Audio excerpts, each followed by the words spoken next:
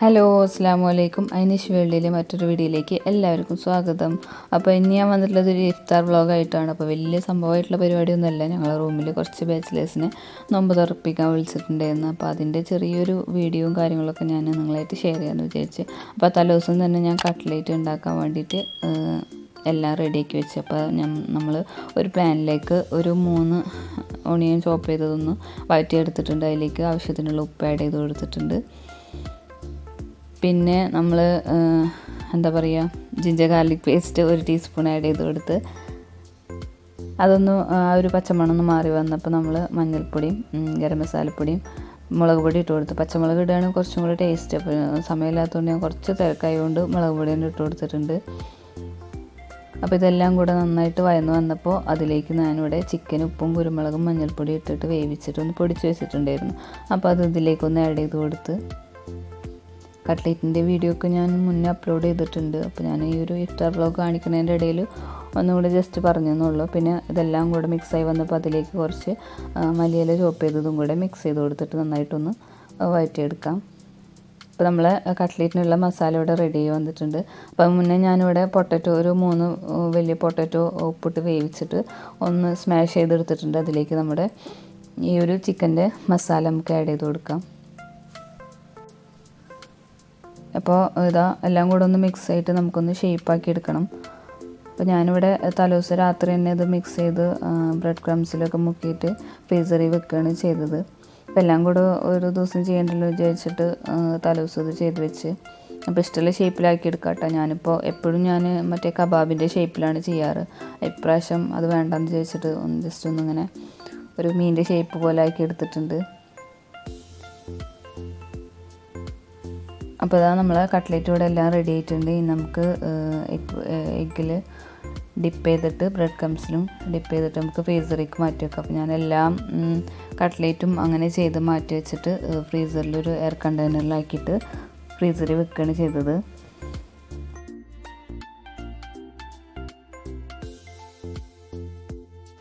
സമോസയും ഞാൻ അങ്ങനെ തന്നെ തലേദിവസം ഫോൾഡ് ചെയ്തിട്ട് അങ്ങനെ ഫ്രീസറിലേക്ക് വെക്കുകയാണ് ചെയ്തത്.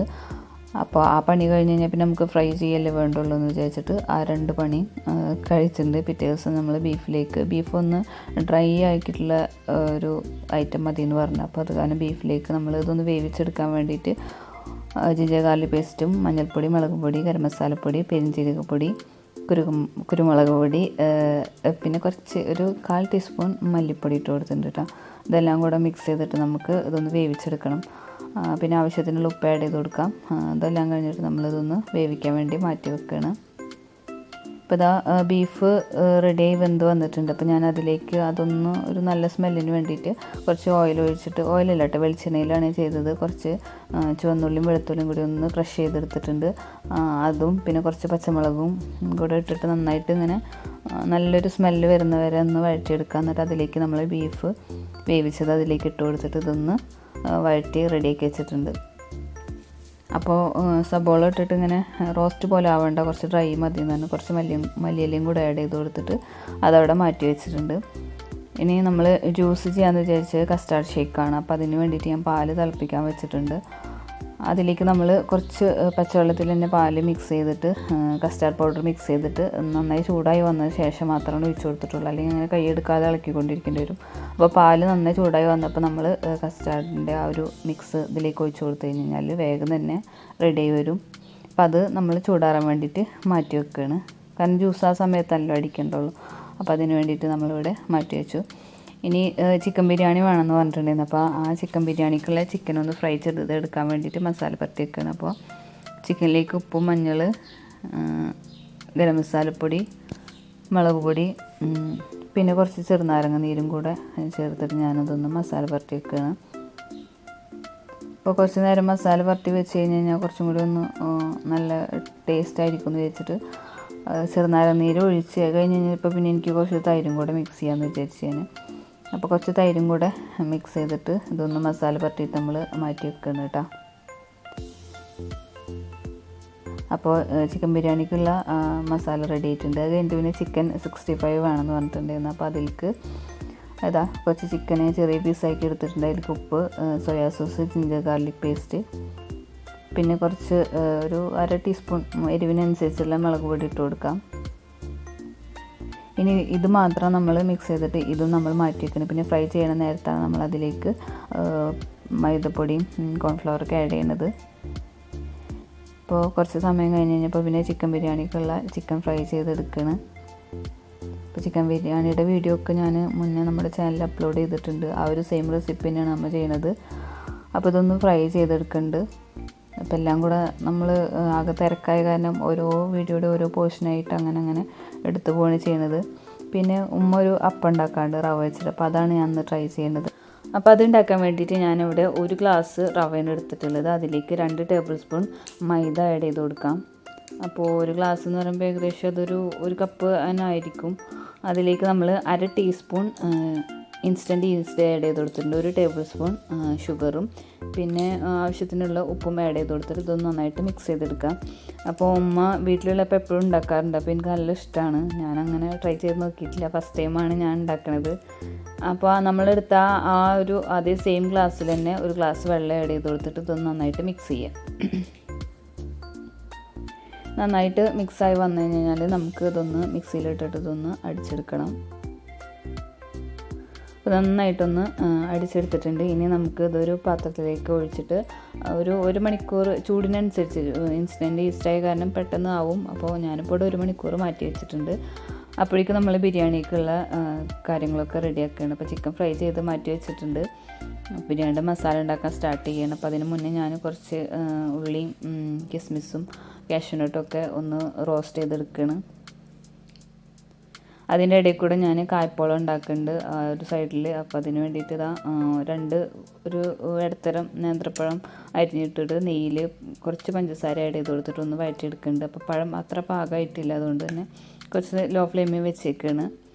പിന്നെ ബിരിയാണിക്കുള്ള മസാല ഏകദേശം റെഡി ആയിട്ടുണ്ട്. അപ്പോൾ അതിലേക്ക് നമുക്ക് ചിക്കൻ ഫ്രൈ ചെയ്തത് ആഡ് ചെയ്ത് കൊടുക്കാം. അപ്പോൾ ചിക്കൻ ഫ്രൈ ചെയ്തിട്ടാണ് ഞാൻ ഉണ്ടാക്കുന്നത്. അപ്പോൾ അതിൻ്റെ ഇടയിൽ കൂടെ തന്നെ കായപ്പോളയും റെഡി ആവുന്നുണ്ട്. അപ്പോൾ പിന്നെ കായപ്പോളയ്ക്കുള്ള കാഷ്യൂനട്ടും കിസ്മിസും ഒന്ന് റോസ്റ്റ് ചെയ്തെടുത്തിട്ടുണ്ട്. അപ്പോഴേക്കും നമ്മൾ പഴം ചൂടാറി ഒരു 4 എഗ്ഗ് പൊട്ടിച്ച് വെച്ചിട്ട് പഞ്ചസാരയും പിന്നെ ആവശ്യത്തിനുള്ളൊരു ഉപ്പും ഏലക്കായ്പ്പൊടിയും മിക്സ് ചെയ്തിട്ട് നന്നായിട്ടൊന്ന് ബീറ്റ് ചെയ്തെടുത്തിട്ടുണ്ട്. അതിലേക്ക് നമ്മൾ പഴം ചൂടാറിയ ആ ഒരു പീസുകൾ നമുക്ക് അതിലേക്ക് ഇട്ട് കൊടുക്കാം. ഇനിയിപ്പോൾ നമ്മൾ റോസ്റ്റ് ചെയ്തിട്ടുള്ള കാഷ്യൂനട്ടും കിസ്മിസിൻ്റെയൊക്കെ ആ ഒരു കൂട്ടിലേക്ക് തന്നെ ഞാൻ ഈ ഒരു പഴത്തിൻ്റെ മിക്സ് ഒഴിച്ചു കൊടുത്ത് ഇപ്പോൾ ഏകദേശം കായ്പോള റെഡിയായി വന്നിട്ടുണ്ട്. ഇതൊക്കെ നമ്മൾ വീഡിയോ ഇങ്ങനെ എടുത്ത് കാണിക്കുന്ന മാത്രമല്ല അപ്പം ആവണതല്ല. കായ്പോള റെഡി വന്നപ്പോൾ അത് ഞാനൊരു വേറൊരു പാനിലേക്ക് മറിച്ചിട്ട് കൊടുത്തിട്ടുണ്ട്. ഇപ്പോൾ കായ്പോളയുടെ കാര്യം സെറ്റായിട്ടുണ്ട്. അപ്പോൾ കുറേ സാധനങ്ങളൊന്നും ഉണ്ടാക്കി കഴിഞ്ഞിട്ടും വീഡിയോ എടുക്കാൻ പറ്റിയില്ല കേട്ടോ. ഇപ്പോൾ നമ്മൾ നേരത്തെ കലക്കി വെച്ചിട്ടുണ്ടായിരുന്ന ആ ഒരു റവയുടെ മാവ് റെഡി ആയിട്ടുണ്ട് കേട്ടോ. അപ്പോൾ നമ്മൾ ഈ ഒരു സംഭവം ചെയ്യുമ്പോൾ ഫ്രൈ പാനിലാണ് ചെയ്യുന്നത്. നല്ല ലോ ഫ്ലെയിമിൽ ചെയ്യണം എന്നാണ് ഉമ്മ പറഞ്ഞത്. കാരണം ചട്ടി അധികം ചൂടാകാൻ പാടില്ല എന്നും. പക്ഷെ എൻ്റെ കുറച്ച് ചൂടായെന്ന് തോന്നുന്നുണ്ട്. ഉമ്മ ഉണ്ടാക്കണം അത്ര പെർഫെക്റ്റ് ആയിട്ടില്ല. എന്നാലും നല്ല സോഫ്റ്റ് ഉണ്ടായിരുന്നു. ഉമ്മ ഉണ്ടാക്കുമ്പോൾ നല്ല ഹോൾസുകൾ വരാറുണ്ട്. എൻ്റെ ഇത് കുറച്ച് കുറഞ്ഞു പോയി, എന്നാലും നല്ല അടിപൊളിയായിരുന്നു. ഇനിയിപ്പോൾ നമ്മൾ 65ക്കുള്ള മൈദയും കോൺഫ്ലവറൊക്കെ മുട്ടയൊക്കെ ആഡ് ചെയ്തിട്ട് റെഡിയാക്കി വെച്ചിട്ടുണ്ട്. അതൊന്ന് ഫ്രൈ ചെയ്തെടുക്കുകയാണ്. അപ്പോൾ പിന്നെ ഞാൻ വീഡിയോ എടുക്കാൻ നോക്കിയപ്പോൾ എൻ്റെ ഫോണിലത്തെ ചാർജും സംഭവങ്ങളൊക്കെ തീർന്നു പോയിട്ട് ഒന്നും വീഡിയോ എടുക്കാൻ പറ്റിയില്ല. അപ്പോൾ ഇതൊക്കെ ഉണ്ടാക്കി കഴിഞ്ഞിട്ട് നമ്മളെ നോമ്പ് തുറക്കാനുള്ള ആൾക്കാർ നമ്മൾ എത്തിയിട്ടുണ്ട്. കുറേ ഐറ്റംസുകളൊക്കെ റെഡിയാക്കി വെച്ച് പിന്നെ അവർ ഫുഡും കാര്യമൊക്കെ കഴിച്ച്. അപ്പോൾ ഇതായിരുന്നു നമ്മൾ വീട്ടിൽ വന്നിട്ടുണ്ടായിരുന്ന ആൾക്കാർ. അപ്പോൾ അതൊക്കെ കഴിച്ച് കഴിഞ്ഞ് ഞാൻ കുറച്ച് ഫോട്ടോസും കാര്യങ്ങളൊക്കെ എടുത്തിട്ടുണ്ടായിരുന്നു നമ്മൾ ഉണ്ടാക്കിയ ചിക്കൻ്റെയും അതിൻ്റെയൊക്കെ. അങ്ങനെ ഉള്ള ഒരു ചെറിയൊരു ഇഫ്താർ പാർട്ടി ആയിരുന്നത്. പിന്നെ നമ്മൾ നോമ്പിൻ്റെ ഐറ്റംസുകളൊക്കെ കൊണ്ടുവച്ചിട്ട് വീഡിയോയും ഫോട്ടോ ഒന്നും എടുക്കാൻ പറ്റില്ല. കാരണം അവർ ബാച്ചിലേഴ്സ് ആയ കാരണം പിന്നെ ഞാൻ അങ്ങനെ അവരുടെ അടുത്ത് പോയില്ല. അപ്പോൾ ഇശലാണ് കുറച്ച് വീഡിയോസൊക്കെ എടുത്തത്. അപ്പോൾ ഇത്രയൊക്കെയാണ് നമ്മളെ ഇഫ്താർ വ്ളോഗ്. അപ്പോൾ ഈ വീഡിയോ എല്ലാവർക്കും ഇഷ്ടമായിട്ടുണ്ടാകുമെന്ന് വിചാരിക്കുന്നു. പിന്നെ അവർ വരുമ്പോൾ അവർ പാലസിൽ നിന്നുള്ള ബിരിയാണിയും പിന്നെ വേറൊരു ഐറ്റം ലീസ് ഓടുന്നുണ്ടായിരുന്നു. പിന്നെ ഒരു ദോശ പോലത്തെ ഒരു സംഭവം അതിൽ ചിക്കനൊക്കെ ആയിട്ട്. അപ്പോൾ ഞാൻ ടേസ്റ്റ് ചെയ്ത് നോക്കി, കുഴപ്പമില്ല, നല്ല ടേസ്റ്റ് ഉണ്ടായിരുന്നു. ഇതാണ് ആ സംഭവം കേട്ടോ. ഒരു ദോശ പോലെ ഉണ്ടാക്കിയിട്ട് അതിൽ ചിക്കനും ഒരു കറിയൊക്കെ മിക്സ് ചെയ്തിട്ട്. അപ്പോൾ ടേസ്റ്റ് ഉണ്ടായിരുന്നു. പിന്നെ എല്ലാം കൂടെ ആയപ്പോൾ നമുക്ക് മതിയായ പോലെ കുറേ ഐറ്റംസ് ഉണ്ടായിരുന്നല്ലോ. അപ്പോൾ അത് കാരണം അധികം കഴിച്ചില്ല. പിന്നെ അതൊക്കെ കഴിഞ്ഞിട്ടുള്ള വലിയൊരു ടാസ്ക്കാണ് നമ്മൾ പാത്രം കഴുകൽ. അപ്പോൾ നമ്മളെ നോമ്പിന് ഉണ്ടാക്കിയ ഐറ്റംസ് എന്ന് പറയുന്നത് ബിരിയാണി ചിക്കൻ ബിരിയാണി ഉണ്ടാക്കി. പിന്നെ ആ ഒരു റവയുടെ അപ്പം ഉണ്ടാക്കിയത് നല്ല ടേസ്റ്റ് ഉണ്ടായിരുന്നു കേട്ടോ, എല്ലാവർക്കും നല്ല ഇഷ്ടപ്പെട്ട് അതുണ്ടാക്കിയിട്ടുണ്ടായിരുന്നു. പിന്നെ ബീഫ് കറി, ബീഫ് ഫ്രൈ, ചിക്കൻ 65, പിന്നെന്താ അത്ര ഐറ്റംസുകളാണ് നമ്മൾ ഉണ്ടാക്കിയിട്ടുണ്ടായിരുന്നത് കേട്ടോ. അപ്പോൾ ഇതെല്ലാം കഴിഞ്ഞിട്ട് നമ്മളെ പാത്രം കഴുകൽ വലിയൊരു ടാസ്ക്കാണ്, കാരണം പണിയും കാര്യങ്ങളൊക്കെ കഴിയാൻ വേഗം കഴിയും. പാത്രം കഴുകലും ക്ലീനിങ്ങും ഒരുപാട് വലിയൊരു സംഭവമാണ്. അപ്പോൾ അതും കഴിഞ്ഞ് അപ്പോൾ ഇത്രയൊക്കെ ഉള്ളൂ നമ്മൾ ഇന്നത്തെ വീഡിയോ. അപ്പോൾ വീഡിയോ ഇഷ്ടമായിട്ടുണ്ടെങ്കിൽ എന്തായാലും ലൈക്ക് ചെയ്യാനും ഷെയർ ചെയ്യാനും കമൻറ്റ് ചെയ്യാനൊന്നും മറക്കരുത്. പിന്നെ ഇൻഷാ അല്ലാഹ് അടുത്ത് തന്നെ ഒരുപാട് വീഡിയോസും കാര്യങ്ങളൊക്കെ എടുത്ത് വെച്ചിട്ടുണ്ട്. നമ്മൾ ഡേ ഇൻ മൈ ലൈഫും ഒക്കെ ചെയ്യാൻ പറഞ്ഞിട്ട് വീഡിയോസൊക്കെ എടുത്ത് വെച്ചിട്ടുണ്ട്. പക്ഷേ എഡിറ്റ് ചെയ്യാൻ സമയമില്ലാത്തത് കൊണ്ടാണ് ഓരോ വീഡിയോസായിട്ട് ഇങ്ങനെ ഇടുന്നത്. ഇനി നോമ്പ് കഴിഞ്ഞാലായിരിക്കും ചിലപ്പോൾ ഞങ്ങൾ നോമ്പിൻ്റെ വ്ളോഗൊക്കെ വരുന്നത്. അപ്പോൾ ഇൻഷാ അല്ലാഹ് എല്ലാവരും സപ്പോർട്ട് ചെയ്യണം. അപ്പോൾ അടുത്ത വീഡിയോ ആയിട്ട് കാണുന്നവരെ താങ്ക്സ് ഫോർ വാച്ചിങ്. അസ്സലാമു അലൈക്കും.